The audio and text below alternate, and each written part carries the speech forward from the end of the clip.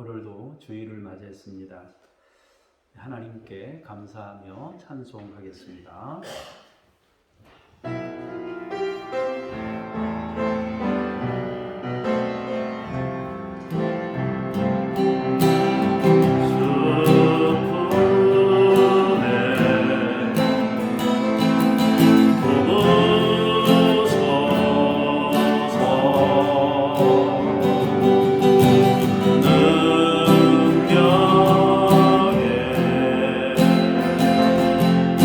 능력에 날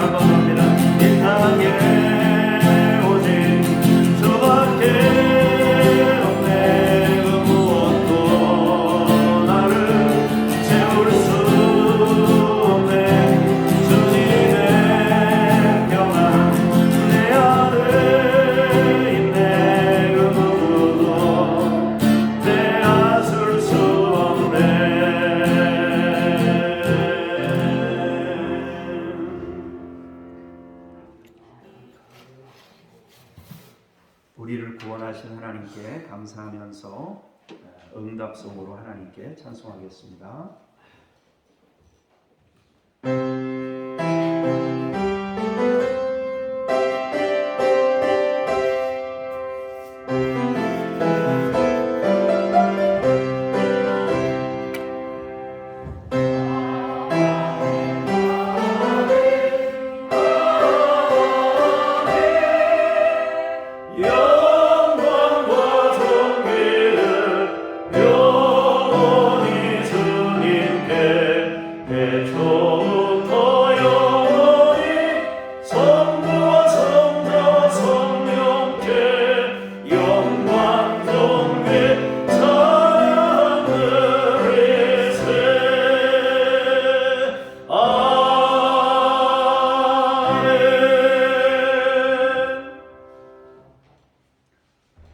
그리스도께서 이미 육체의 고난을 받으셨으니 너희도 같은 마음으로 갑옷을 삼으라. 이는 육체의 고난을 받은 자는 죄를 그쳤으니 그 후로는 다시 사람의 정욕을 따르지 않고 하나님의 뜻을 따라 육체의 남은 때를 살게 하려 함이라. 육체의 남은 때를 그리스도께 순종함으로 살 수 있도록 오늘도 예배를 통하여 말씀 주시고 성령을 더딥혀 주옵소서. 주 예수 그리스도 이름으로 기도합니다. 아멘.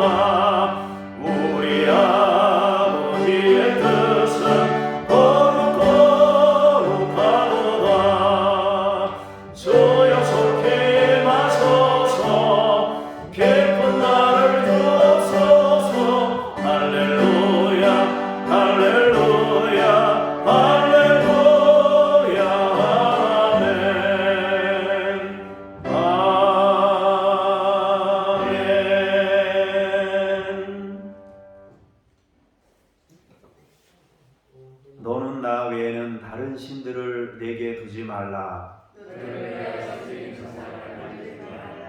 너는 내 하나님 여호와의 이름을 망령되게 부르지 말라. 내 부모를 공경하라. 간음하지 말라. 내 이웃에 대하여 거짓 증거하지 말라. 아멘. 참회의 기도로 함께 기도합니다.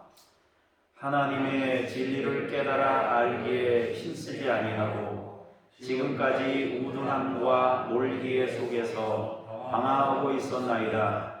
진리를 기뻐하는 것이 아니라 세상의 허망한 것과 요상한 것을 기뻐하고 자기의 관심을 쏟았습니다. 저희의 나태함과 어리석음을 용서하여 주시옵소서. 진리를 따르게 하여 주시옵소서. 예수님의 이름으로 기도합니다. 아멘. 잠시 침묵으로 기도하겠습니다.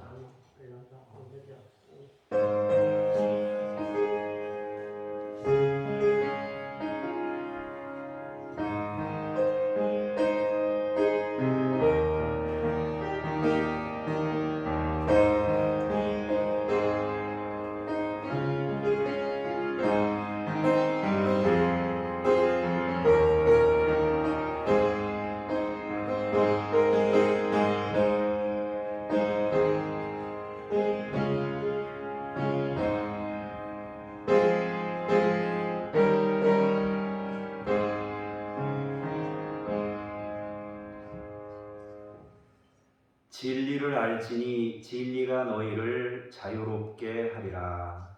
아멘. 신앙 고백드립니다. 나는 전능하신 아버지 하나님 천지의 창조주를 믿습니다. 나는 그의 유일하신 아들 우리 주 예수 그리스도를 믿습니다. 그는 성령으로 잉태되어 동정녀 마리아에게서 나시고 본디오 빌라도에게 고난을 받아 십자가에 못 박혀 죽으시고 장사된 지 사흘 만에 죽은 자 가운데서 다시 살아나셨으며 하늘에 오르시어 전능하신 아버지 하나님 우편에 앉아 계시다가 거기로부터 살아있는 자와 죽은 자를 심판하러 오십니다. 나는 성령을 믿으며 거룩한 공교회와 성도의 교제와 죄를 용서받는 것과 몸의 부활과 영생을 믿습니다. 아멘. 자리에 앉으셔서 제가 기도하겠습니다. 진리의 하나님, 오직 믿음으로 구원 얻는다는 확신 속에 개혁교회가 세워진 지 500년이 넘었습니다. 하나님의 말씀 선포와 선교에 온 힘을 바쳤던 개혁자들의 정신을 이어가게 하옵소서. 한국의 교회가 강건한 믿음 위에 우뚝 서서 하나님께서 기뻐하시는 진리를 구현하기 원합니다. 교회의 교회됨이 이루어지고 십자가 능력을 회복하게 하옵소서. 경쟁적으로 세상 윤리를 세워가는 교회가 아니라 하나님 나라를 전하고 그 나라를 이루게 하옵소서. 믿음의 공동체들이 하나님께서 주시는 자유를 얻게 하시고 은혜 안에 머물게 하시며 세상의 하늘가치와 영광을 전하게 하옵소서. 이제 말씀을 듣습니다. 성령의 임재로 우리의 영혼 육과 생활 전반을 치유하소서. 우리의 예배를 받으시기 원하며 주 예수 그리스도 이름으로 기도합니다. 아멘.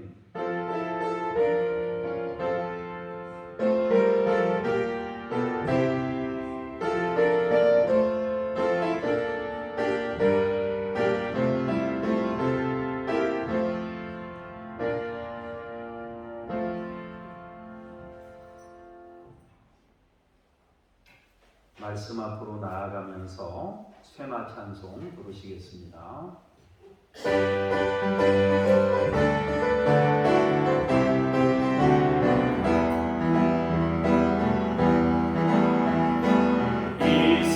이스라엘아 들으라 우리 하나님 여호와는 오직 유일한 여호와이시니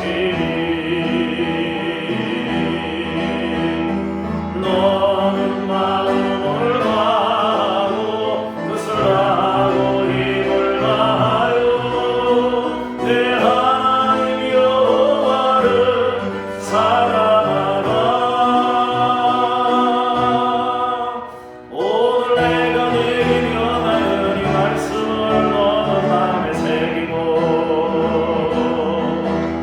내 자녀에게 부지런히 가르치며 내게 길을 갈 때에든지 누워있을 때에든지 일어날 때에든지 말씀을 갖고 날 것이며 너는 또 그것을 내 성목에 내어 기록을 삼으며 내 미간에 붙여 표로 삼고 너의 문설주와 만가문에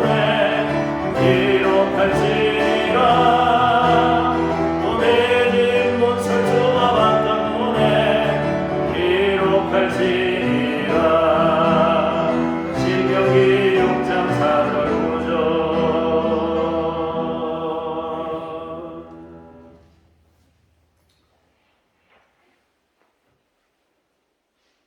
하나님 말씀을 봉독하는 시간입니다. 창세기 3장 16절에서 21절까지 김미란 권사님께서 말씀 봉독하시고 욥기 15장 17절에서 29절까지 김우현 목사님께서 연이어 하나님의 말씀을 봉독해 주시겠습니다. 조금 천천히 읽으셨으면 좋겠어요. 제가 좀 급해서. 또 여자에게 이르시되 내가 네게 임신하는 고통을 크게 더하리니 내가 수고하고 자식을 낳을 것이며 너는 남편을 원하고 남편은 너를 다스릴 것이니라 하시고 아담에게 이르시되 네게 내 아내의 말을 듣고 내가 네게 먹지 말라는 한 나무의 열매를 먹었는즉 땅은 너로 말미암아 저주를 받고 너는 내 평생에 수고하여야 그 소산에 먹으리라. 땅이 내게 가시덤불과 엉겅기를 낼 것이라. 내가 먹을 것을 밭의 채소인즉 내가 흙으로 돌아갈 때까지 얼굴에 땀을 흘려야 먹을 것을 먹으리니 내가 그것의 취함을 입었으니라. 너는 흙이니 흙으로 돌아갈 것이니라 하시니 아담이 그의 아내의 이름을 하와라 불렀으니 그는 모든 산자의 어머니가 됨이더라. 여호와 하나님이 아담과 그의 아내를 위하여 가죽옷을 지어 입히시니라.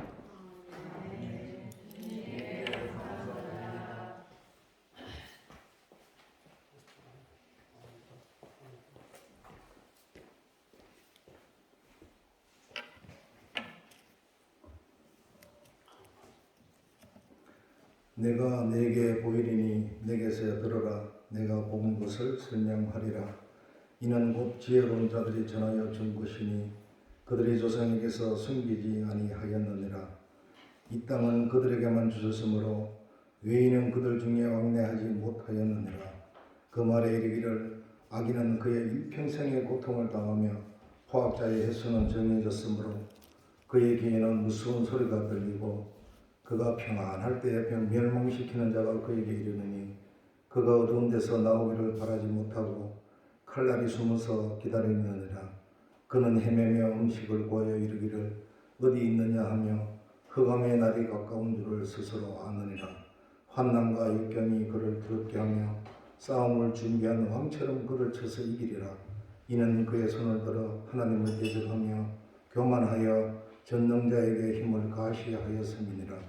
그는 목을 세우고 방패를 들고 하나님께 달리더니 그의 얼굴에는 살이 찌고 허리에는 기름이 엉겼고 그는 황폐한 성읍 사람이 살지 않는 집 돌무더기가 될 곳에 거주하였음이니라. 그는 부유하지 못하고 재산이 보존되지 못하고 그의 소유가 땅에서 정식되지 못할 것이라. 아멘. 주님께 감사합니다. 로마서 3장 19절 이하의 말씀입니다. 우리가 알거니와 모두 율법이 말하는 바는 율법 아래에 있는 자들에게 말하는 것이니 이는 모든 입을 막고 온 세상으로 하나님의 심판 아래에 있게 하려 함이라. 그러므로 율법의 행위로 그의 앞에 의롭다 하심을 얻을 육체가 없나니 율법으로는 죄를 깨달음이니라. 이제는 율법 외에 하나님의 한 의가 나타났으니 율법과 선지자들에게 증거를 받은 것이라. 곧 예수 그리스도를 믿음으로 말미암아 모든 믿는 자에게 미치는 하나님의 의니 차별이 없느니라. 모든 사람이 죄를 범하였음에 하나님의 영광에 이르지 못하더니 그리스도 예수 안에 있는 속량으로 말미암아 하나님의 은혜로 값없이 의롭다 하심을 얻은 자 되었느니라.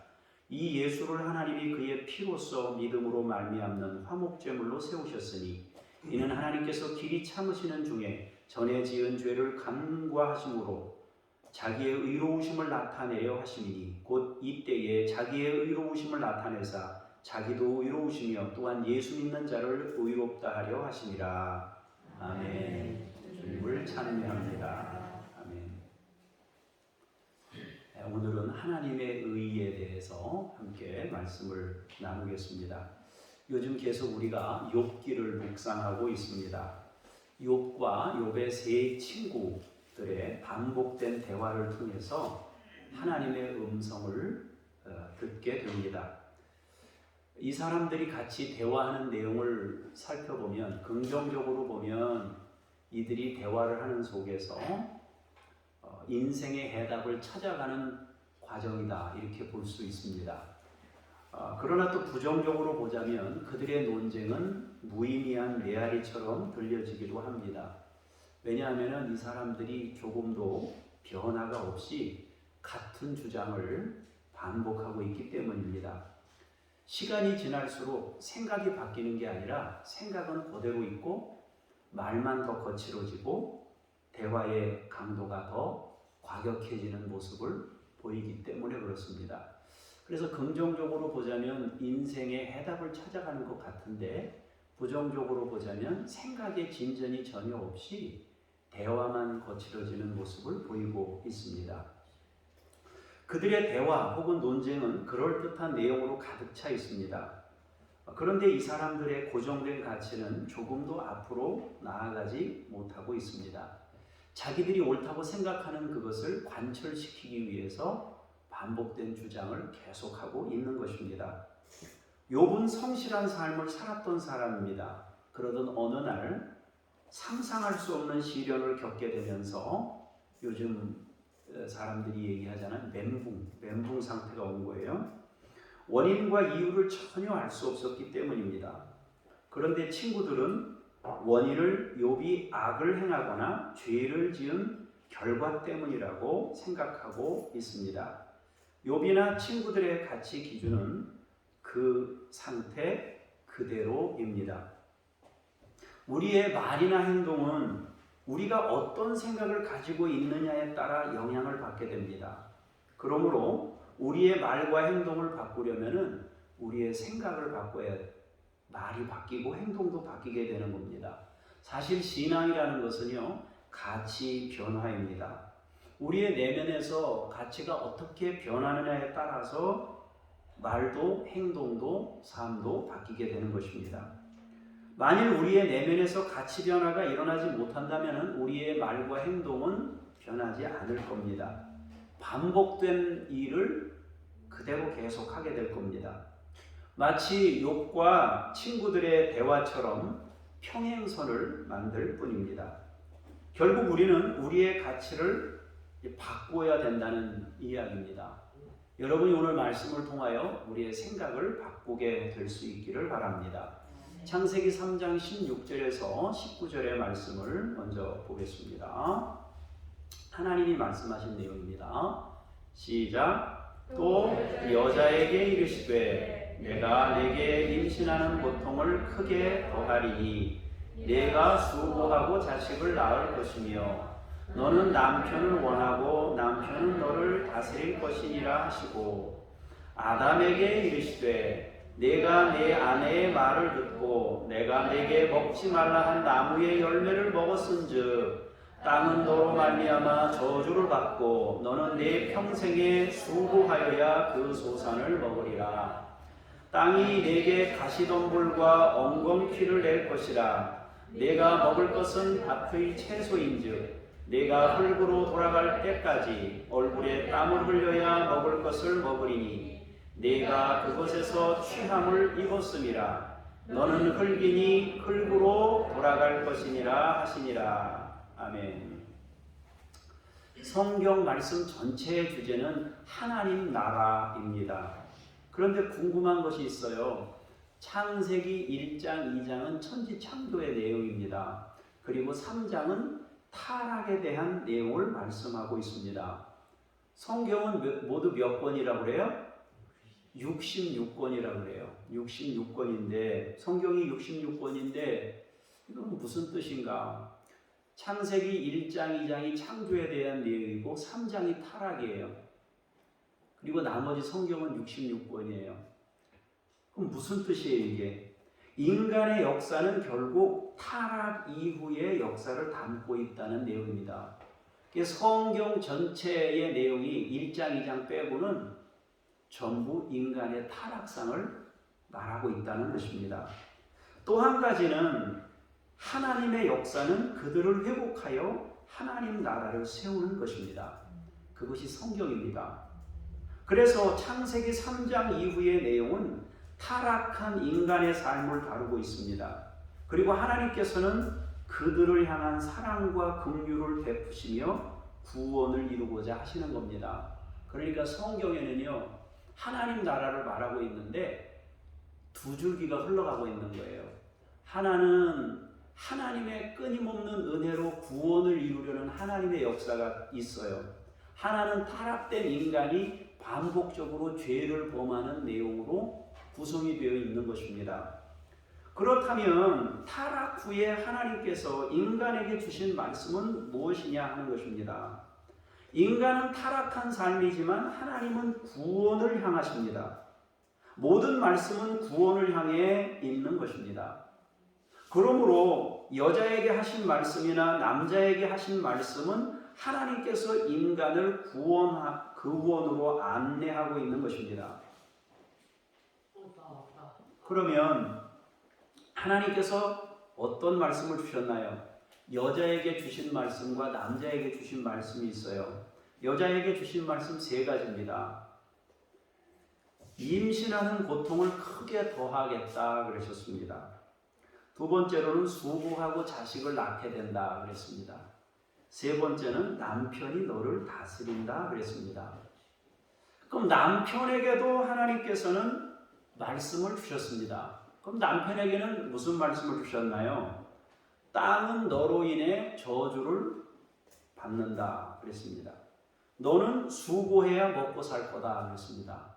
3번째는 땅에서는 잡초가 끊임없이 날 것이다 그랬습니다. 이렇게 남자에게도 여자에게도 하나님께서 구원을 위한 말씀을 주신 것입니다. 이것은 어찌 보면 하나님께서 남자와 여자에게 저주를 내리신 것처럼 느껴질 수도 있지만 사실은 그것은 저주가 아니라 구원을 위한 하나님의 부르심입니다. 그런데 하나님께서 인간에게 저주를 만약에 계획하신 것이라면 그냥 저주를 내리고 끝내야 돼. 그래야 저주예요. 하나님이 저주를 내린다면 성경은 3장으로 끝나야 돼. 창세기 3장으로. 그런데 창세기 3장으로 안 끝나고 66권까지 계속 이어진다는 것은 하나님이 애착을 가지고 인간을 향해서 뭔가를 끊임없이 하신다는 것을 말해주고 있는 것입니다. 결국은 성경은 이때부터가 시작인 거예요. 창세기 1장부터 시작이지만 인간의 역사를 놓고 보자면 창세기 3장부터가 역사의 시작이에요. 이것으로 알 수 있는 것은 저주처럼 보이는 이 말씀은 인간에게 저주가 아니라 구원으로의 안내인 것입니다. 그럼 그 의미는 무엇일까 생각해 보겠습니다. 여자는 인생의 과정에서 생리의 고통과 출산의 고통과 잉태의 고통을 통해서 자기 고뇌의 시간을 얻게 됩니다. 평생을 반복하여 자기를 돌아보는 과정을 보내게 됩니다. 여러분, 잉태하고 애기 낳고 뭐 하면서 여러분들이 겪은 시련, 우리 여자분들이요, 겪은 시련이 얼마나 크시나요? 저도 우리 아내에게 시련을 많이 가했습니다. 우리 홍희현이 가위를 가질 때 몰라가지고, 성경을 잘 몰라서, 머리로는 알았는데 삶으로는 몰라서 잘 못 대해줬던 것 같아요. 그걸 안고 살면서 얼마나 씨름을 했겠어요. 힘들어서. 시댁이 요구하는 것도 있을 것이고, 이런 과정에서 굉장히 힘든 시간을 보냈어요. 또 뭐라 그랬습니까? 남편의 다스림을 받게 된다. 그런데 여기서의 다스림은 하나님께서 창세기 1장에서 타락하기 전에 다스리라고 명령했던 그거하고 달라요. 타락된 남자예요. 타락된 남자. 타락된 남자가 다스린다 말입니다. 그러면 타락된 남자가 다스린다는 건 무슨 뜻이에요? 언제든지 여차하면 이 타락된 남자가 힘의 논리로 여자를 대우할 수 있다는 의미입니다. 물론 그런 다스림은 하나님이 원하는 게 아니에요. 남자가 물리력을 동원해서 여자를 다스리는 건 하나님이 원하는 일은 아닙니다. 그러나 타락된 인간에게서 그런 본성들이 나타나게 될 것임을 주님이 말씀하셨습니다. 여자는 자신의 몸이 감당해야 하는 고통을 통해서 남편의 다스림을 통해서 자기 돌아봄의 기회를 얻게 될 것이라고 말씀하고 있는 겁니다. 지금 여성분들이요, 혹시 여러분들이 여러분 몸으로 인해서 또 잉태를 통해서 혹은 자녀 양육을 통해서 겪는 시련이 있다면, 혹은 남편이 신앙으로 나를 대우하지 않고 힘의 논리로 대우하는 그런 상황이 있다면 여러분들이 그 속에서 뭔가 하나님의 음성을 들을 수 있기를 원합니다. 남편은 저주받은 땅과 씨름해야 합니다. 수고해야 합니다. 그리고 잡초와 싸워야 한다고 말씀합니다. 물론 이것들은 진정으로 하나님께서 원하시는 일이 아닙니다. 그러나 역시 남자도 그 과정을 통해 인생을 배우는 것입니다. 이것은 일종의 인생에 주어지는 과제입니다. 바꾸면은 구원을 향한 이정표입니다. 성경은 이렇게 대표적으로 3가지씩만 말하고 있지만 우리의 인생은 생각보다 훨씬 복잡한 상황들을 만나게 되어 있습니다. 사랑하는 여러분, 여러분들이 얼마나 인생 과정에서 힘든 경험들을 했습니까? 남자는 남자대로, 여자는 여자대로 힘든 시간들을 보냈을 거예요. 저 역시도 마찬가지예요. 우리 아내가 저에게 느꼈던 것과 동일하게 저도 아내와 같이 지내면서 또 이제 그 처가댁 식구들하고 같이 지내면서 겪었던 일들, 또 남자로서 해야 되는 일들을 겪으면서 느꼈던 것들이 있단 말입니다. 각자가 자기에게 처해져 있는 입장에서 듣는 것입니다. 그런데 그러한 과정들을 통해서 하나님께서 우리에게 하나님 나라를 주시려는 섭리와 계획이 그 안에 들어있는 것입니다. 이제 3장 20절에서 21절을 또 보시도록 하겠습니다. 같이 읽겠습니다. 시작. 그는 모든 산자의 어머니가 됨이더라. 여호와 하나님이 아담과 그의 아내를 위하여 가죽옷을 지어 입히시니라. 아멘. 하나님께서는 아담과 여자에게 과제, 숙제 내지는 인생에서 겪어야 하는 수고와 아픔을 말씀하셨습니다. 그런데 그 말씀을 들은 아담의 반응과 하나님의 응답이 놀랍습니다. 먼저 아담의 반응을 보면은 아담이 하나님으로부터 말씀을 들은 거예요. 너 앞으로 평생 이렇게 살 거다. 평생 수고해야 된다. 평생 잡초와 싸워야 된다. 그리고 아내를 향해서는 평생 잉태의 고통과 자녀의 고통과 뭐 남편의 그 다스림을 받게 될 거다. 이 말씀을 들었어요.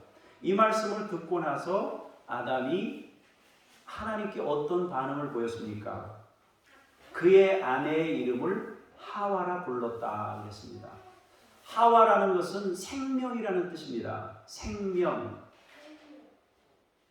원래 하나님이 처음에 창조했던 여자는 여자지 하와가 아니에요. 타락된 이후에 하나님으로부터 말씀을 듣고 난 뒤에 하와라고 이름을 바꿔준 거예요. 그러면 아담이 왜 여자, 자기 아내를 하와라고 불렀겠어요? 생명이라고 불렀겠어요? 믿음의 고백으로, 하나님께 믿음의 고백으로 하와라고 부른 것입니다.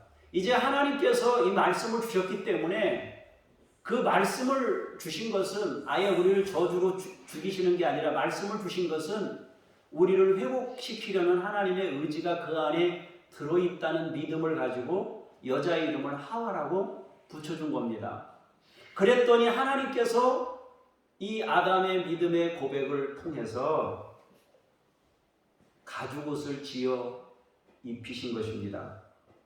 결국에는 하나님이 아담과 여자에게 인생의 과정을 통해서 시련과 여러 가지 그 과정에서 겪는 많은 그 우환, 뭐 이런 높고 낮은 어떤 인생의 그 굴곡, 이런 것들을 통해서 하나님께서 하나님을 발견하도록 말씀하신 겁니다. 그리고 그 말씀을 아담은 주님, 내가 하나님이 따먹지 말라고 한 나무의 실과를 따먹었으니 하나님이 말씀하시는 것을 그대로 받겠습니다. 그리고 이제 아내의 이름을 생명으로 바꾸겠습니다. 그리고 하나님은 그들에게 가죽옷을 지어 입히신 것입니다. 여기서 우리가 알게 되는 것은 하나님께서 여자와 아담에게 주신 말씀은 말씀과 은혜는 서로 연관성을 가지고 있다는 것입니다. 수고와 땀과 저주, 잡초는 우리를 구원으로 인도하는 중요한 과정이 될 수 있습니다. 잉태와 출산과 남편의 다스림은 우리를 구원으로 인도하는 중요한 과정이 될 수 있는 것입니다. 결국 인생에서 겪는 많은 시련과 아픔들은 우리가 하나님을 배우는 과정에 포함되어 있는 것입니다.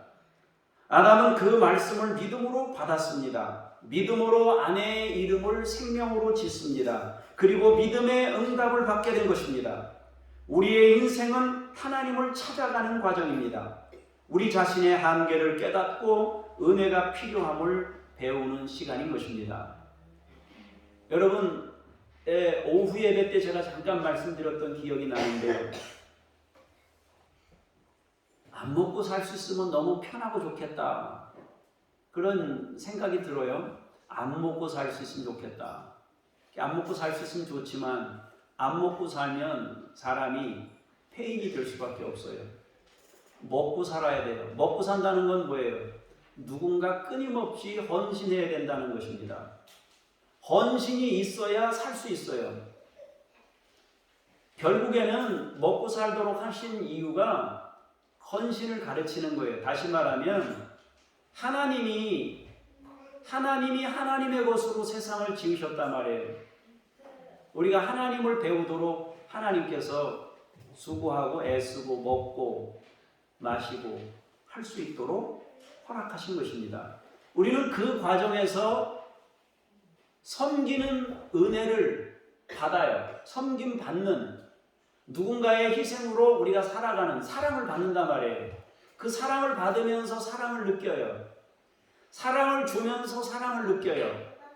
사랑을 주면서 어떤 사랑을 느낍니까? 사랑을 주는데도 그 사랑을 제대로 받지 못하는 그런 경우들을 체험하면서 또 사랑을 느끼고요. 여러 가지 과정을 통해 사랑을 느껴요. 우리는 부모로부터 많은 사랑을 받으면서 사랑을 배웠습니다. 그런데 그 사랑하고 또 다른 사랑을 우리가 배워요. 어떻게? 자녀를 기르면서 또 사랑을 배웁니다. 자녀를 기르면서 사랑을 배우는 거하고 부모로부터 사랑을 받으면서 사랑을 배우는 거하고 달라요. 그런데 여러분이 느끼시기에 어떤 사랑이 더 깊이 있게 다가오나요? 사랑을 받을 때 여러분의 사랑이 깊이 있게 느껴졌습니까? 아니면 사랑을 해보니까 사랑의 깊이가 어떤 것인지를 알게 됐나요? 여러분, 자녀를 양육하다 보니까 사랑의 깊이가 어떤 것인지를 알게 되고 내 안에 사랑이 없다는 것을 깨닫게 되잖아요. 많이 부족하다는 걸 알게 되잖아요. 하나님께서 결국에는 인간이 타락한 이후에 이러한 과정들을 허락하신 이유는 우리 자신의 실체를 깨닫고 보고 하나님을 알아가도록 허락하신 은혜라 말입니다. 그래서 창세기 3장 이후에 나와 있는 모든 성경의 내용은 인간이 그 고뇌 속에서 살아가는 삶의 진통들이 담겨져 있는 것입니다. 그래서 우리는 성경 어디를 읽든지 삶의 진통을 보게 되고 그 삶의 진통을 통해서 나와 유사한 경험들을 가진 많은 사람들을 통해 우리가 은혜를 받는 것입니다. 우리 욥기 15장 17절에서 19절을 보겠습니다. 시작.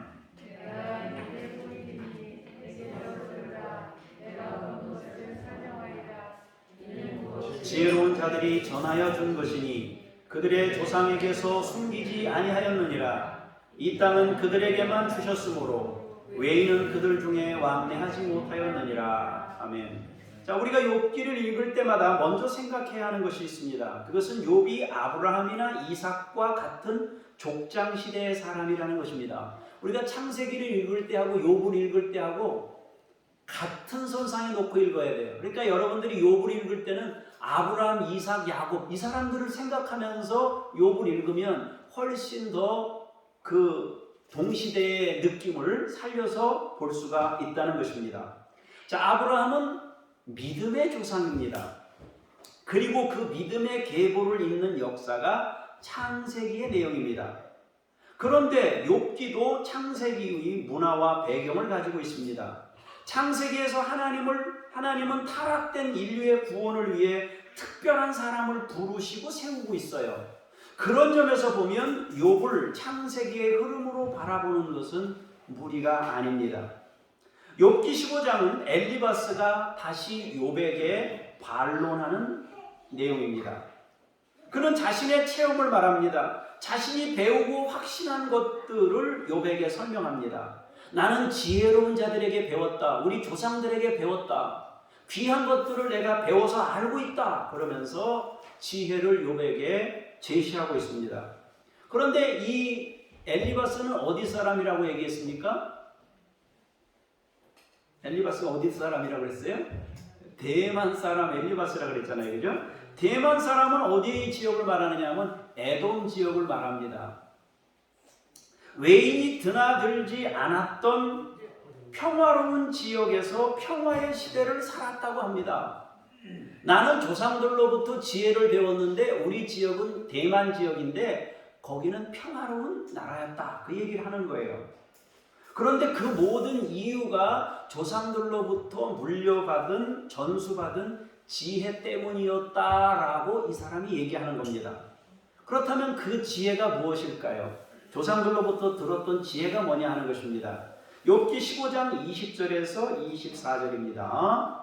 시작. 그 말에 이르기를 악인은 그의 일평생의 고통을 당하며 포학자의 횟수는 정해졌으므로 그의 귀에는 무서운 소리가 들리고 그가 평안할 때에 멸망시키는 자가 그에게 이르리니 그가 어두운 데서 나오기를 바라지 못하고 칼날이 숨어서 기다리느니라. 그는 헤매며 음식을 구하여 이르기를 어디 있느냐 하며 흑암의 날이 가까운 줄을 스스로 아느니라. 환난과 역경이 그를 두렵게 하며 싸움을 준비한 왕처럼 그를 쳐서 이기리라. 아멘. 자, 조상과 지혜자들의 말은 이 대만 사람 엘리바스가 조상으로부터 받은 내용이 뭐냐면 악인은 일평생 고통을 당하며 살아가게 된다는 것이 이 사람이 조상으로부터 얻은 결론이라는 거예요. 악인들은 자기들이 바라는 것과는 정반대의 열매를 거두게 된다는 것입니다. 즉 인간이 겪는 모든 고통은 악행과 관련성을 가진다는 주장이었습니다. 그리고 자기들 고향인 대만에서는 평안한 삶을 살았다는 것입니다.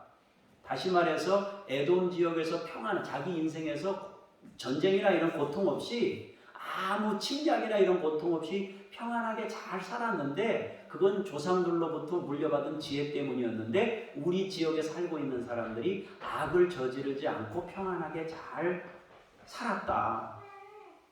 이걸 바꿔서 얘기하면 무슨 얘기예요?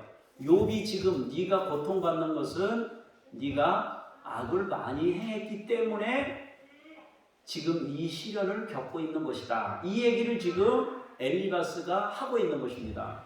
그럼 제가 여러분들에게 한번 여쭤볼게요. 북한 사람들이 우리나라 사람보다 훨씬 더 악을 많이 행해서 지금 추운 데서 저렇게 고생하고 있나요?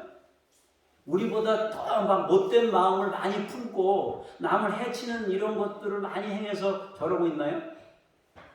그건 아니란 말이에요. 그죠? 물론 우리가 악을 행하면 악의 열매를 먹게 돼 있고 선을 행하면 선의 열매를 먹는 것은 마땅하고 당연한 것입니다. 그러나 인생 전부가 항상 범사에 그렇게 움직여지지는 않아요. 그죠?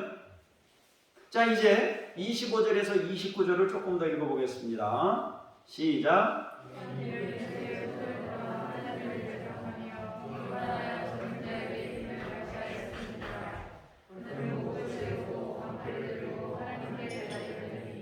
그의 얼굴에는 살이 찌고 허리에는 기름이 엉기었고 그는 황폐한 성읍 사람이 살지 아니하는 집 돌무더기가 별 곳에 거주하였음이니라.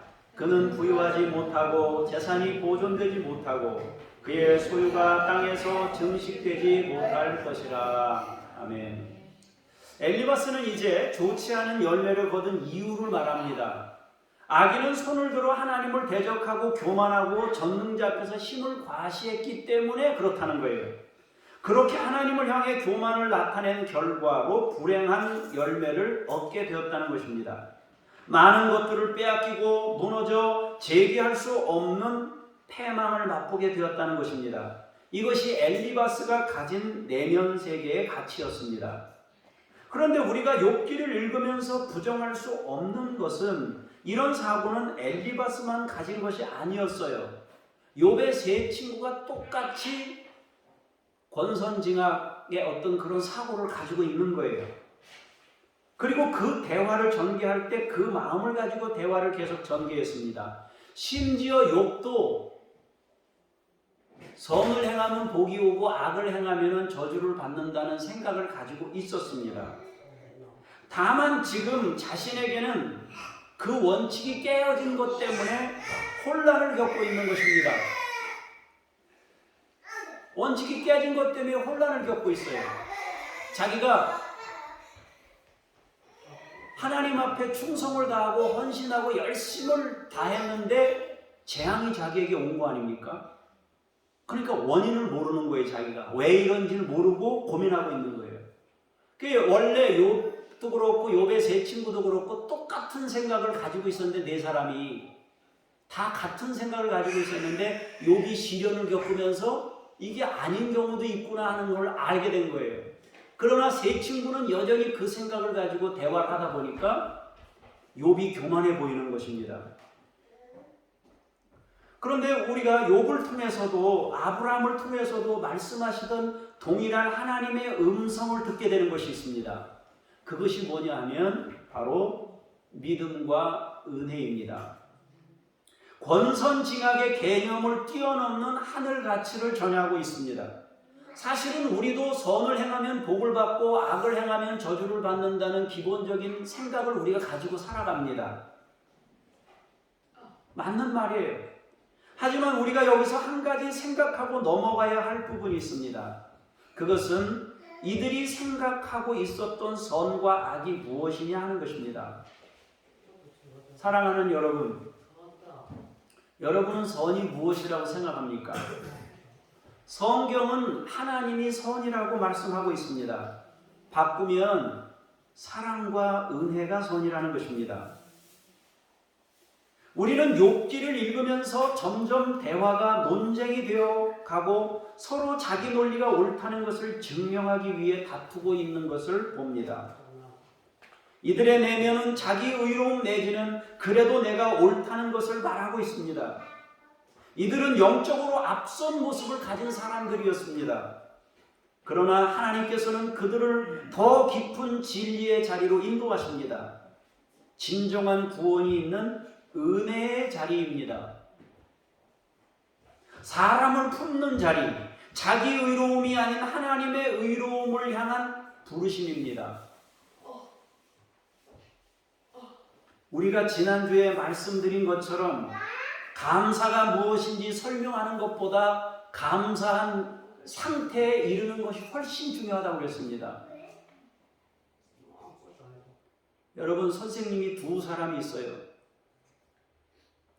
한 선생님은 이 점수를 매기는 선생님이에요. 한 선생님은 품에 안는 선생님이에요. 누가 변화가 일어나겠습니까? 과거에 우리 한국 교회의 교회학교 선생님들이 대학 나온 사람이 거의 한 사람도 없었어요. 그런데 한국 교회를 이렇게 일으켜 세우는 데는 그분들한테 배웠던 사람들이 다 한국 교회를 일으켰습니다. 어떻게 그렇게 되었느냐 하는 것입니다. 이유는 간단합니다. 아이들이 교회에 올 때 어서 와라 하고 안아줬어요. 신발 벗고 교회에 올라가면 그 신발 정리 다 해줬습니다. 코 흘리면 코 다 닦아줬습니다. 그렇게 교회 학교를 세운 거예요. 그렇게 우리는 신앙교육을 어릴 때 그렇게 받았습니다. 기억나는 거 별로 없어요. 이름만 기억납니다. 아브라함이 어떻고 예수가 어떻고 이름은 기억나요. 예수님이 33살에 돌아가셨다는 거는 기억납니다. 그리고 나머지는 무슨 내용을 배웠는지 전혀 기억이 안 납니다. 그러나 기억나는 거 있어요. 목사님이 데리고 어디 갔던 거, 같이 놀았던 거, 성탄절날 같이 윷놀이 했던 건 기억나요?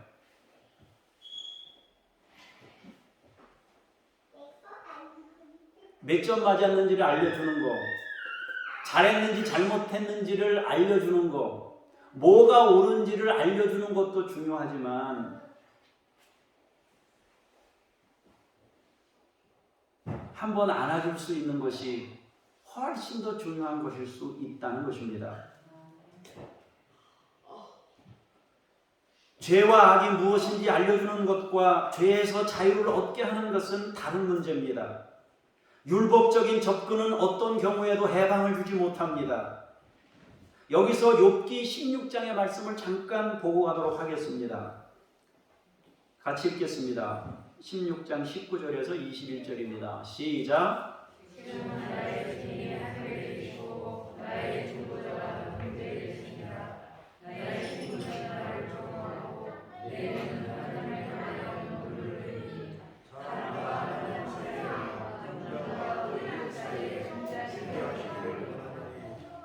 아멘. 욥은 지금 중보자를 원하고 있습니다. 중재자를 원하고 있어요. 하나님은 자기보다 너무 월등하신 분이고 자기 그 율법 기준으로 따지면 하나님하고 이렇게 견줄 수가 없는 거예요. 차이가 너무 큰 거예요. 하나님과 사람 사이에 있는 엄격한 간격을 채울 누군가를 원하고 있는 거예요. 자신은 나름대로, 인간의 입장에서 나름대로 열심히 사는 거예요. 근데 하나님의 기준으로 볼 때는 아니지만 자기가 볼 때는 자기 인생은 열심히 살았어요. 욥기는 중보자에 대한 말씀으로 우리를 인도하고 있습니다. 화목제물 되시는 예수 그리스도에 대한 간절한 소원을 보여주고 있습니다. 설명할 수도 없고 도달할 수도 없고 채워질 수도 없고 간격을 메울 수도 없는 상황을 해결할 그 어떤 중보자가 필요하다는 거예요. 친구들하고 대화를 해보는데 답답해 미치겠는 거예요. 친구들이 내 마음 이해 못해요. 나는 내가 왜 이런지 몰라요. 여러분은 인생 살면서 그런 일 안 겪어보셨나요? 아니 남편이 왜 이래? 나는 나름대로 최선을 다하는데 이 남편이 왜 이러냐 이게 나한테 감당이 안 되는 거예요. 설명해도 안 돼. 대화해도 안 돼요. 여차하면 소리만 질러요. 어디 하소연할 데가 없어요. 그런데 하나님이 상황을 안 바꿔줘요. 그 상황 그대로예요. 그럴 때 여러분 누구한테 하소연하고 싶은 그 대상을 찾지 않겠냐 말입니다. 욥이 지금 그 대상을 찾고 있는 거예요. 하나님은 너무 거리가 멀어요. 자기 친구들은 내 마음을 이해를 못해요. 그 중보자를 찾는 거예요. 바로 대답할 수 있는, 대화할 수 있는, 내 마음을 이해할 수 있는.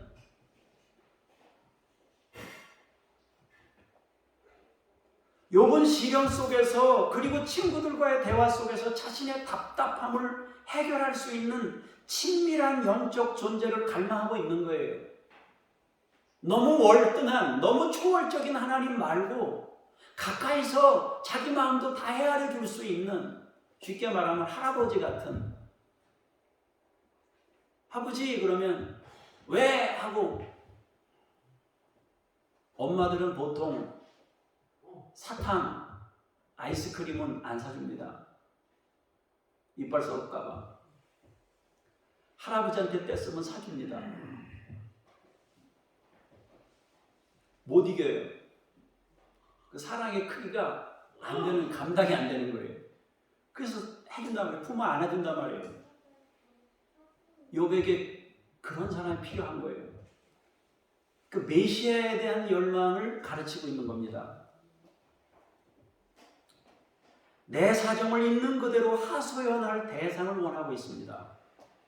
그게 창세기부터 욥기부터 이미 하나님께서 우리에게 계시하고 있는 겁니다. 그리고 예수님이 오셔서 우리에게 그것을 허락하셨고 성령을 부으셔서 곁에 있는 하나님을 우리가 만날 수 있도록 길을 여신 것이 예수 그리스도입니다. 이제 로마서의 말씀을 보도록 하겠습니다. 같이 읽겠습니다. 시작.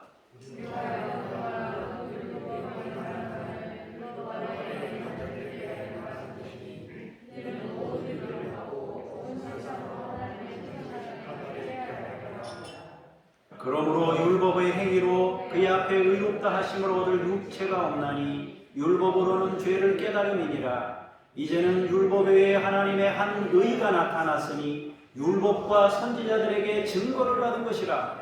곧 예수 그리스도를 믿음으로 말미암아 모든 믿는 자에게 미치는 하나님의 의니 차별이 없느니라. 아멘. 율법은 율법 아래에 있는 자들에게 말하는 것입니다. 이 말을 바꾸면 은혜 아래에 있는 자들에게는 율법이 힘을 쓰지 못한다는 것입니다. 막 잘못했는데 뭐 하다가 애가 잘못했는데 잘못하면 벌써 눈이 이상해집니다. 여러분 강아지도 잘못하고 나면 벌써 꼬리가 이상해집니다. 막 내려가요. 잘못하면. 이게 사람도 그래요. 잘못하면 그래요. 근데 저기 믿을 만한 사람이 나타난 거예요. 저기. 그러면 얼른 쫄래쫄래 가가지고 그 등 뒤에서 딱 그 옷자락을 붙잡습니다. 그럼 엄마도 야단을 못 치는 거예요. 율법이라는 것은, 법이라는 것은 율법 아래에 있는 자들의 모든 입을 막는 거예요. 심판 아래에 가두는 것입니다. 우리가 기억해야 하는 것은 율법의 행위로 하나님 앞에 의롭다 하심을 얻을 육체는 없습니다. 율법이라는 것은 죄를 확인시켜 주는 거예요. 율법은 죄를 확인시켜 주는 거예요. 회복은 다른 문제입니다. 감옥에 가두는 거, 여러분 형을 정해서 집행할 때 땅땅땅 두드려가지고 법을 집행하는 거는 회복하고 무관한 거예요. 형량을 정하는 것이지 회복하고는 상관없어요. 회복은 다른 문제입니다. 그래서 율법이라는 건 죄를 확인시켜 주는 거예요. 이제는 새로운 법이 등장했습니다. 율법이 말하는 의로움이 아닌, 사람이 행동을 통해서 얻는 의로움이 아닌 하나님의 의로움입니다. 그 의로움은 율법과 선지자들이 소개하며 증거했던 것입니다. 율법이 증거한 거예요. 앞으로 율법 말고 다른 의가 올 거다. 선지자들이 계속 반복해서 말한 게 뭐냐면 다른 의로움이 이제 나타날 거다. 그 얘기를 계속 반복한 거예요. 율법이라는 건 하나님의 의를 향할 수밖에 없어요. 자기가 회복을 시킬 수 없기 때문에. 법이라는 것은 회복을 못 시킵니다. 지금도 사회정의를 부르짖는 사람들이 이 율법을 말하고 있어요. 그런데 율법 너머에 있는 사람은 빠져 있어요. 여러분, 요즘에 그 뭡니까 인터넷이나 이런 데서 그 댓글 이런 것 때문에 사람들 굉장히 고통당하죠. 그 고통당하는 이유가 뭐예요? 어떤 잘못을 저질렀을 때 그거에 대해서 막 사정없이 막 거다가 쓰는 거 아니에요? 그럼 자기가 이미 공개된 그 죄 때문에 막 힘든 거예요. 두려운 거예요. 그런데 거기다가 막 그 법으로 막 들이밀어서 막 정죄를 하니까 처음에는 아, 내가 정말 잘못했구나 이런 생각이 들다가 조금 더 지나면 무슨 생각이 들어요? 오기가 생기고 악이 받쳐요.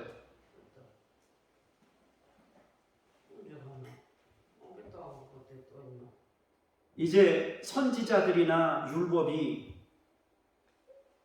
방향을 가르칩니다. 하나님의 의로 나아가라는 것입니다. 회복을 말하고 있는 거예요. 그 의로움은 예수 그리스도를 믿는 의로움입니다. 모든 믿음의 사람들에게 닿게 하시는 하나님의 의입니다. 여기서 예수 그리스도를 믿음이란 설명이 필요합니다. 그것은 예수 그리스도의 믿음입니다. 소유격이란 말이에요. 예수님의 믿음으로 말미암아 도달하게 되는 하나님의 의입니다. 예수님의 믿음이라는 건 무엇입니까? 그것은 십자가의 순종입니다. 말씀의 순종을 통해 부활의 영광을 얻었습니다. 주님은 하나님을 온전히 믿었어요. 그래서 말씀에 순종했습니다. 하나님이 무슨 말씀을 하셨습니까? 예수님에게 네 생명을 던져서 인류를 구원하라 그거 아닙니까? 그때 주님이 생명을 던졌어요. 순종했어요. 그랬더니 부활의 영광으로 다시 살리셔서 하나님 보좌 우편으로 인도하신 거예요. 다시 말해서 예수님이 하나님의 말씀을 그대로 믿고 순종했더니 부활의 영광과 승천의 영광과 하나님의 오른편의 영광을 얻게 됐단 말이에요. 우리는 그 예수를 믿는 거예요. 아, 이분이 하나님 말씀 순종했더니 이런 은혜를 얻었구나 하는 걸 배우는 겁니다. 그래서 우리도 말씀을 믿고 따르게 된 것입니다. 그리고 주님이 보여주신 은혜가 있습니다. 자기 희생을 통해 하나님의 사랑을 드러낸 것입니다. 그 사랑이라는 건 하나님이 우리를 사랑한다는 메시지입니다. 예수님은 믿음이 무언지를 보여주었고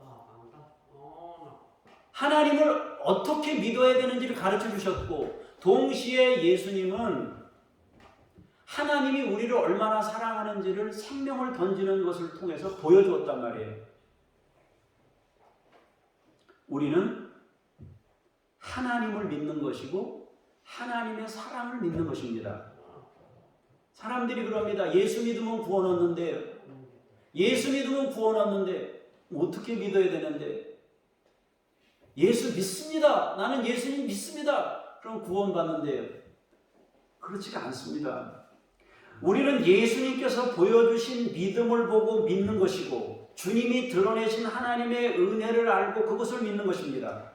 우리가 예수님을 믿는다고 할 때 그것은 그냥 믿습니다가 아니라 하나님의 사랑을 믿게 된 것을 말합니다. 예수님을 통해 깨달은 하나님의 은혜를 믿는 것입니다. 그냥 덮어놓고 믿을 수가 없어요. 은혜를. 하나님의 은혜를 깨달은 사람이 하나님은 이런 분이구나 깨달으면 은혜를 믿게 되어 있습니다. 이제 로마서 3장 23절에서 26절을 보시도록 하겠습니다. 시작.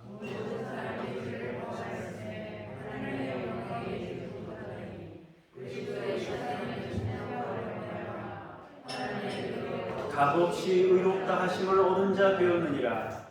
이 예수를 하나님이 그의 피로써 믿음으로 말미암는 화목제물로 세우셨으니 이는 하나님께서 길이 참으시는 중에 전에 지은 죄를 간과하심으로 자기의 의로우심을 나타내려 하심이니 곧 이때에 자기의 의로우심을 나타내사 자기도 의로우시며 또한 예수 믿는 자를 의롭다 하려 하심이라.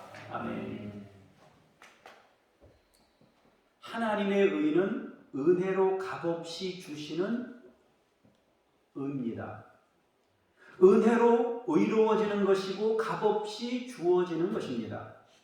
주님은 의로움이 무엇인지 순종을 통해 나타내셨습니다. 그리고 이제 예수 믿는 자를 의롭다 하십니다. 다만 여기서 우리가 한 가지 더 생각해야 될 것이 있습니다. 은혜에 대해서 오해하지 말아야 한다는 것입니다. 덮어놓고 은혜를 말하면 그 은혜가 싸구려가 되고 값싼 은혜가 될 수밖에 없습니다. 여러분, 할아버지 할머니 손에 아이들이 크면 어떻다고 그래요? 예의 바른 아이들이 된대요? 버릇없는 아이들이 된대요? 예의 바른 아이들? 버릇없는 아이들? 예, 버릇없는 아이들이 된다 그러잖아요. 그죠?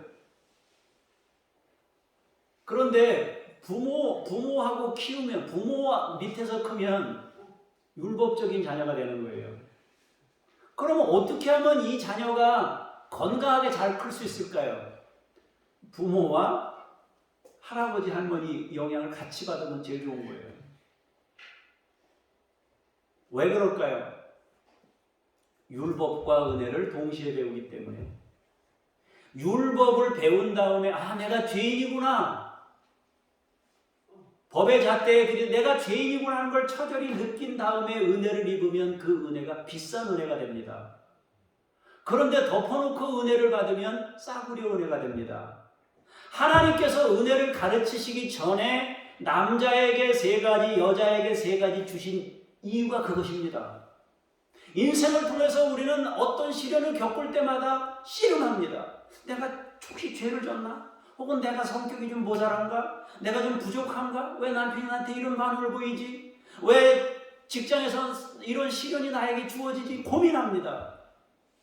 그때 하나님께서 은혜를 주시면 그 은혜가 비싼 은혜가 돼요. 만약에 하나님께서 아담에게, 하와에게 그냥 바로 그 순간에 은혜를 주셨다면은, 그거 없이 은혜를 주셨다면은 아담과 하와는 인생이 뭔지도 모르고 하나님이 뭔지도 모르고 은혜가 뭔지도 모르고 하나님의 의가 뭔지도 몰랐을 거예요. 그래서 우리는 은혜를 이해할 때 그것이 값비싼 은혜인 줄을 알게 되는 이유가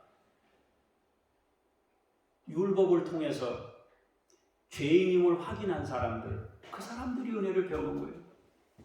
여러분, 예수님 만났을 때 은혜 받은 사람들이 어떤 사람들이었습니까?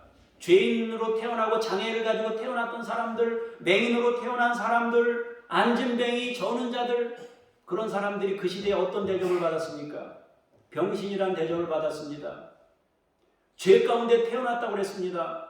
그런 대접을 받으면서 엄청난 시련을 겪은 거예요, 그 사람들이. 그런데 예수님이 오셔서 은혜를 딱 주시니까 이 사람들이 뒤집어지는 거예요. 아, 은혜가 이런 거구나 하고 크게 느꼈습니다. 그래서 여러분, 그 힘들게 가난하며 살던 그 사람들이 다 어떻게 됐습니까? 완전히 하나님의 의에 변화되어서 새로운 사람이 된 거예요. 그래서 여러분, 우리가 다 말씀드렸지만 삭개오가 재산 절반을 하나님께, 가난한 사람들에게 다 나눠준 거 아닙니까? 어떻게 그렇게 할 수 있었습니까? 은혜를 깨달은 거예요, 그 사람이. 바리새인과 서기관들은 어땠습니까? 계속 사람들 정죄하면서 너희들이 이거 점수 매기고 있는 거예요. 계속 점수만 매기고 있는 거예요. 사랑하는 여러분, 고귀한 은혜를 깨닫게 되면 우리의 내면에 하나님의 나라가 세워지는 겁니다. 감사가 채워지게 됩니다. 하나님의 의라는 것은 그런 것입니다. 인간이 스스로 만들어가고 쌓아가는 선은 점수 매기는 것이고 줄 세우기가 되고 상하관계를 만들고 등급을 만듭니다.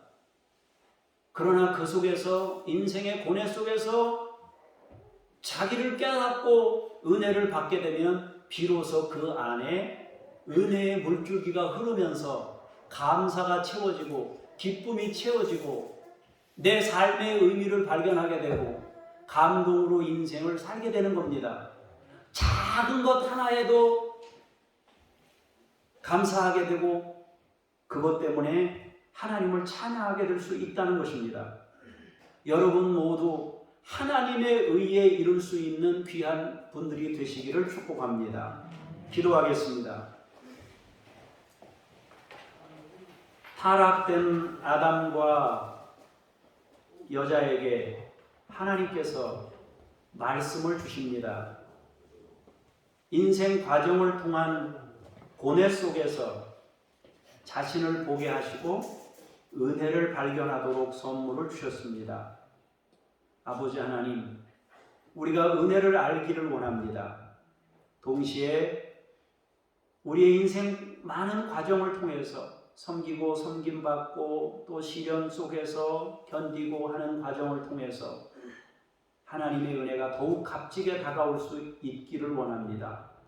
주여, 인간의 의가 아닌, 우리 자신이 만든 의가 아닌 하나님의 의에 이르기를 원합니다. 중보자 되신 예수 그리스도를 소망하고 하나님과 가까이서 주님을 만날 수 있는 그런 우리 모두가 되게 하옵소서. 예수님 이름으로 기도합니다. 아멘.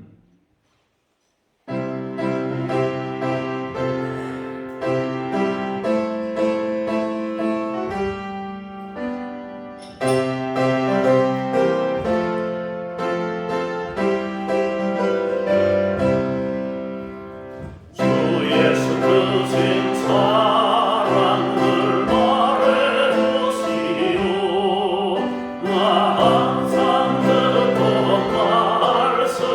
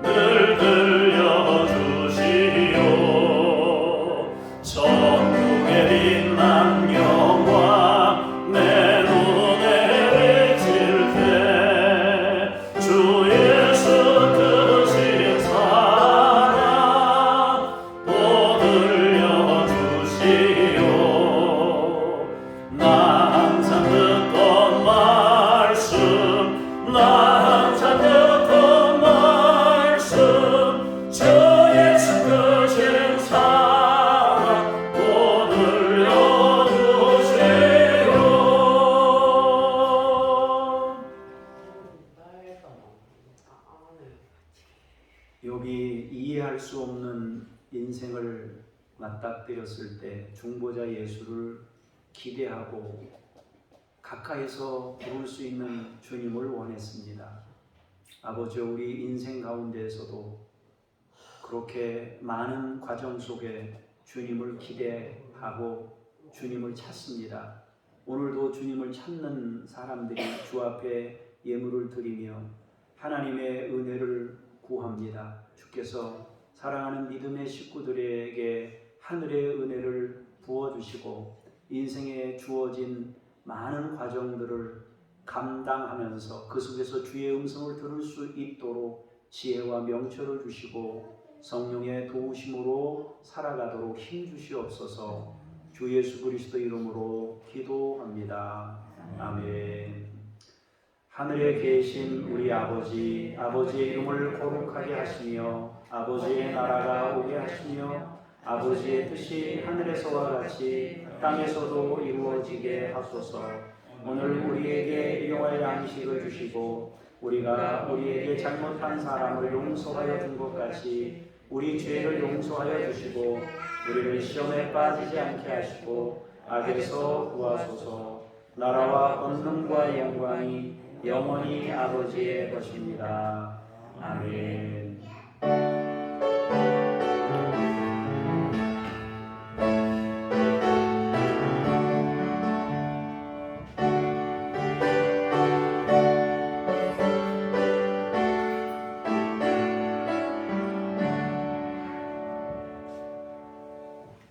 자리에 앉으셔서 주보 가운데면에 있는 중보기도 내용을 보겠습니다. 실효성 있는 스토킹 처벌법이 마련되고 고통받는 사람이 생기지 않도록 위해서 기도하시고 베트남을 위해서 기도하길 원합니다. 박해받는 성도의 신앙을 지켜주시고 필요를 채우시도록. 정부가 이제 이 공산정부거든요. 정부를 통해서만 공급되는 물건과 서비스가 있어요. 그러니까 밖에서는 살 수 없고 국가에서만 살 수 있는 것들이 있는데 그런 것들을 기독교인이라는 이유만으로 안 주는 거예요. 그런 경우가 지금 있다고 합니다. 여러분 베트남을 위해서 기도하셔야 됩니다. 다니엘 기도회 진행되는 거 여러분 기억하시고요. 오후 예배와 수요 예배는 다니엘 기도회로 참석하도록 그렇게 하겠습니다. 제가 잠깐 기도하겠습니다. 하나님 아버지, 이 나라와 민족을 위해 먼저 기도합니다. 실효성 있는 스토킹 처벌법이 마련되게 하시고 고통받는 사람이 생기지 않도록 주여 도와주시옵소서.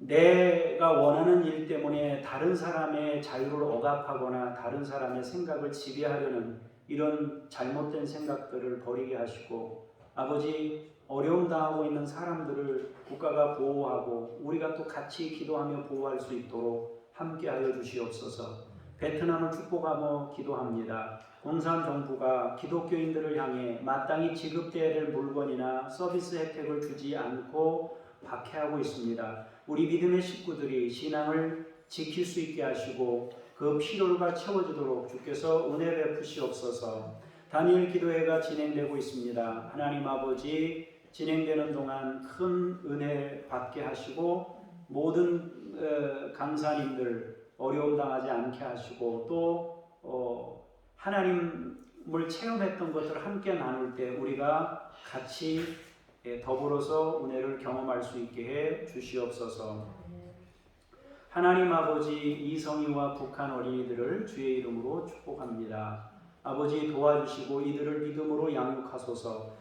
포스터 밴데이지를 믿음으로 양육하시고 이들을 하나님 주의 영광을 위한 하나님 나라 영광을 위한 도구들로 이들이 세워지고 쓰임받게 하시고 아버지 하나님 그리스도의 사랑을 발견할 수 있도록 역사하시옵소서. 지금도 끊임없이 선교지에서 애쓰고 수고하고 있는 북한 선교를 위해 애쓰고 있는 김유엘 선교사님, 또 이웃 아저씨 네 분, 하나님 또 우리 이동식 서명숙 선교사님, 또 천애슐리 선교사님, 아버지 주어진 자리에서 감당하고 있을 때 하나님께서 힘 주시고 능력 주시고 피할 길을 주시고 인도하시고 보호하시고 공급하시고 도와주셔서 이들이 의욕적으로 그 일들을 감당할 수 있도록 역사하여 주시옵소서. 작은 것들을 우리가 이들에게 보냅니다. 주여, 그들이 그 작은 것이지만 주의 사랑을 체험하면서 용기를 얻게 하시고 힘을 얻을 수 있게 하여 주시옵소서. 사랑하는 우리 믿음의 식구들을 주의 이름으로 축복합니다. 믿음의 복을 주시옵소서. 하늘의 지혜를 알게 하시고 은혜가 무엇인지를 깨달아 알 수 있도록 인도하여 주시옵소서. 은혜를 싸구려가 아니라 비싼 것으로, 아버지 고귀한 것으로 받을 수 있도록 주께서 성령을 부어주시옵소서. 하나님 아버지, 육체를 치유하시고 영을 치유하시고 삶을 치유하셔서 아버지 하나님 모든 영역에서 회복된 가운데 주의 은혜 속에 살아가도록 권능으로 역사하여 주시옵소서. 어느 한 영역만 회복되는 것이 아니라 전 영역을 통해 회복될 수 있도록 인도하여 주시옵소서. 또 아담과 하와에게 주셨던 하나님의 말씀을 기억하면서 우리에게 주어진 인생 속에서 하나님의 음성을 듣고자 귀를 기울이며 주 앞에 살아가도록 우리 성도님들을 지키시고 인도하여 주시옵소서. 가족들이 구원에 이르게 하시고 생명에 이르게 하시고 예수 그리스도를 더 깊이 깨달아 알 수 있게 하여 주시옵소서. 감사드리며 주 예수 그리스도 이름으로 기도합니다. 아멘. 자리에서 일어나셔서 삶의 자리로 나아가겠습니다. 찬송 부르시면서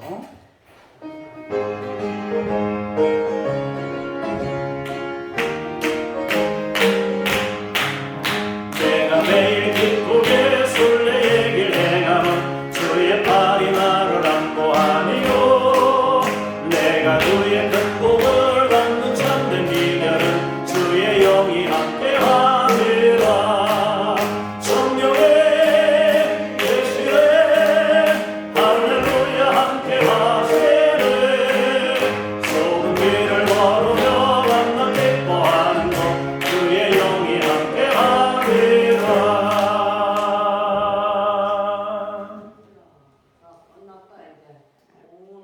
하나님의 의를 가르쳐 주신 예수 그리스도의 은혜와 독생자를 보내셔서 은혜를 회복을 선물로 주신 아버지 하나님의 그 크신 사랑하심과 성령을 통하여 깨닫게 하시고 알게 하시는 놀라우신 역사하심이 오늘 말씀을 통하여 하늘의 은혜가 무엇인지를 발견하고 감사하며 돌아가는 믿음의 종들 머리머리 위에 주께서 세우신 교회들 위에 이 지구촌에 살고 있는 많은 고통받은 이들 머리머리 위에 이제로부터 영원까지 함께 하시기를 간절히 축원하옵나이다. 아멘.